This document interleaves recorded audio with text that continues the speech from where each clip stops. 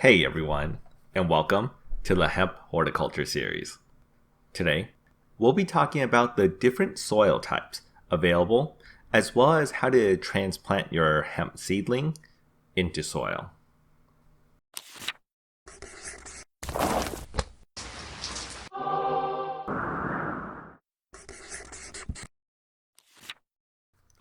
There are a ton of companies that make soil, from local mom and pop shops to large corporations that sell nationwide. So instead of covering each individual brand, I'll be going over the different types of soil that all bagged soils fall into, as well as the pros and cons of each, and then recommend a few national brands that everyone should be able to find at their local big box store, as well as online. So when buying soil, there are a lot of terms that companies like to use interchangeably. Compost, compost manure, compost soil, topsoil, gardening soil, potting soil, seed starting soil, organic soil, slow release fertilizer soil. It's all a bit overwhelming and sometimes misleading, as one company's compost soil is another company's compost, and one company's topsoil could be another company's gardening soil. Luckily, all of the soils do fall into 3 distinct categories, and as long as you figure out which each represent, it's easy to find out what's right for you. So let's start with the categories. Soil with organic matter, soil with slow release fertilizers, and soil with no organic matter or slow release fertilizers. Now note that when I say soil, it can be a large mixture of things, from peat moss to coconut coir to composted manure to perlite. In fact, some potting mixes won't even have soil in them. This is for a number of reasons, from cost of certain materials to pure soil being just too heavy for potted plants.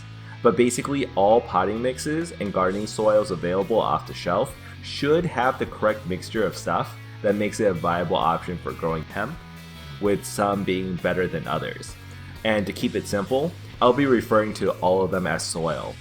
So to start off, soil with organic matter is generally named composted soil or organic soil. But the easiest way to tell is by looking at the ingredients list of the soil. If you see anything along the lines of organic compost, composted manure, earthworm castings, bat guano, different sorts of meals, then you'll know that the soil falls into this category. While typically the most expensive option, this type of soil is a favorite among growers because this is the only soil option that comes with a reliable built-in fertilizer in the form of nutrients created as a byproduct from the living organisms in the soil. This means a few things. First of all, this is the only option that feeds the soil, not the plant, which means that by putting things that microorganisms feed off of in the soil, and by having the microorganisms create the nutrients the plant needs, you create a natural cycle that automatically feeds the plant. And because the nutrients are created organically but slowly over time, there's a much lower chance for nutrient burn that can be caused by using fertilizers. The cons, though, are that because all the nutrients are produced slowly by the microorganisms, the plants will grow slightly slower than when compared with using fertilizers, which are able to be absorbed by the plants instantly. Also, because of the reliance of microorganisms to create the nutrients, you'll need to add more organic matter to feed these microorganisms after a while, or the soil will just turn into normal soil over time, which will then require fertilizers. Next, we have soil with slow release fertilizers. These are the most common soil type you'll find in any store and are the easiest to spot, as there will always be in big print feeds for up to 1 month, 2 months, 3 months, 6 months, up to a year.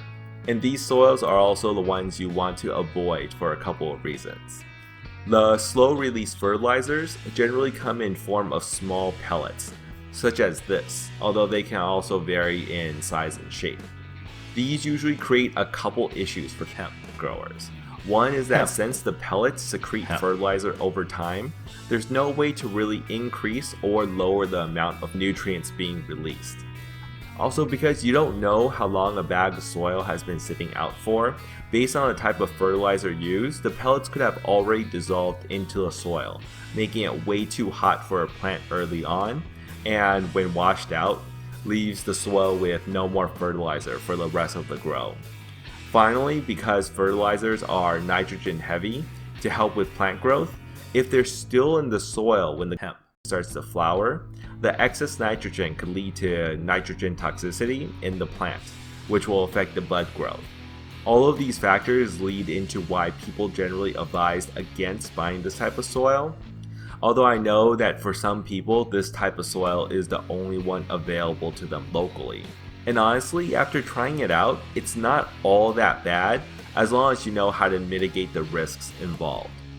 By buying ones with only 1 to 2 months worth of feed, you lower the risk of the soil still having any fertilizers left by the time the plant flowers. And by making sure you flush the soil with water the first time you use it, you make sure that any excess nutrient buildup is removed from the soil. Finally, we have just normal soil with no fertilizers or organic matter inside of it. And as long as it retains water, gets air to the roots, and holds the plant upright, then it's doing its job. Of course, since there are no microorganisms in the soil and no slow-release fertilizers, you'll have to include your own way to feed the plant. Either mix in some compost to convert it into a soil with organic matters, or just include fertilizers with your water, since with normal soil you can go any direction you want with it. Now let me go over a couple of things you absolutely want to avoid when looking at your soil options. First of all, you want to avoid anything that requires you to mix it with more soil. This can either be pure compost or soil boosters that have too much nutrients and need to be diluted, which is not worth dealing with unless you have experience with it. This can also be in a form of topsoil, which usually have large chunks of wood chips and mulch that haven't decomposed into compost and are detrimental to the health of your plant. In fact, anything large and bulky, like wood chips and rocks, are things you want to avoid in your soil. If you look closely when I'm potting my plants, I always remove any large wood sticks or chips if I come across them in my bag of soil. A lot of times the bags labeled gardening soil or topsoil will have more of these large wood chips when compared with bags labeled potting mix, but this is not always the case since there's no universal guidelines for these things. Finally, seed starting soils are just not necessary. While these soils do work well for starting a seed, all the other soil types work pretty much just as well, and if you really want to get the maximum odds of germination, you're better off starting a seed with a rapid rooter or a Jiffy peat pellet. There's also one thing I recommend along with the soil to all beginners, which is to mix in your soil with perlite. All perlite is a lightweight rock-like material that gets more air into the roots at the cost of requiring you to water more often. Since hemp can easily recover from underwatering but has a ton of issues if overwatered, the use of perlite along with fabric pots are a great way to prevent that from happening. I'd recommend at a minimum to mix in 1 part perlite for every 4 parts of soil you use, and you can go up to 1 part perlite for every 1 part of soil if you're really concerned with overwatering. Also note that some soils come with perlite built in, so if you see any in the soil already, be sure to take that into consideration when mixing in more. And since I already mentioned it, I highly recommend fabric pots or any other breathable pot type.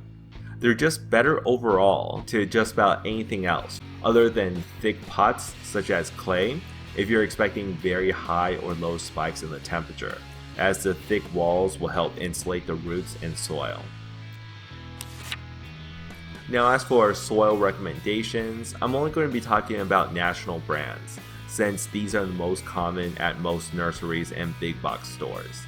For the economical option, Miracle-Gro has an organic line called Nature's Care, and you can either go with their potting mix or gardening soil. They're both about the same, and it's my typical go-to because of the balance between cost and quality. It's a basic soil to start with, and although it does come with some organic matter in its ingredients, from my experience, there wasn't nearly enough to feed my plants, so I had to go with a fertilizer feed soon after transplanting in a seedling. For a rich organic matter soil, Fox Farms Ocean Forest is a step up in price, but I highly recommend it if you can afford it. I was able to get almost 3 months of fertilizer-free growing with this soil, and I never had an issue with nutrient imbalance or nutrient burn.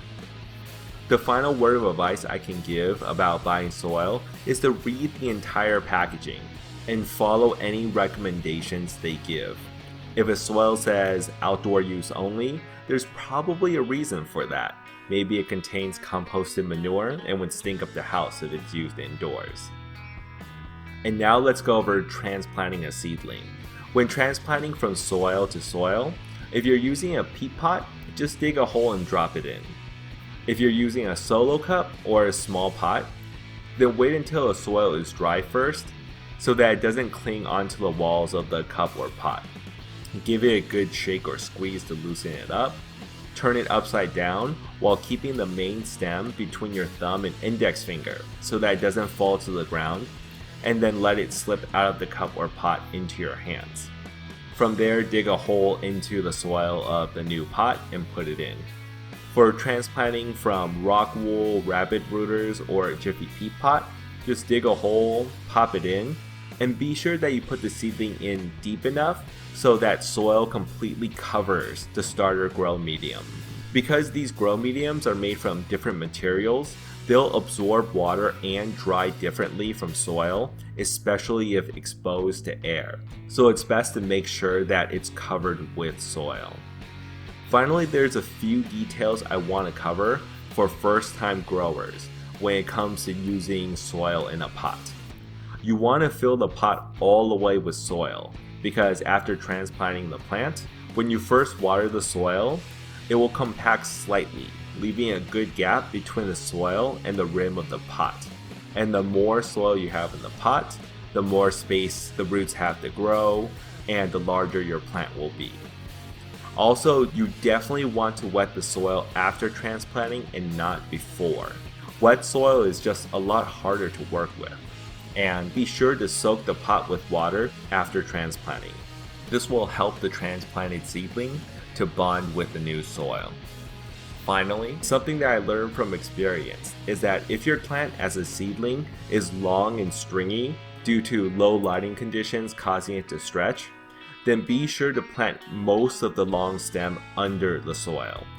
This will help stabilize the plant and have the added benefit of slightly lowering the overall height of the plant, which is useful for people with space constraints. And that's it.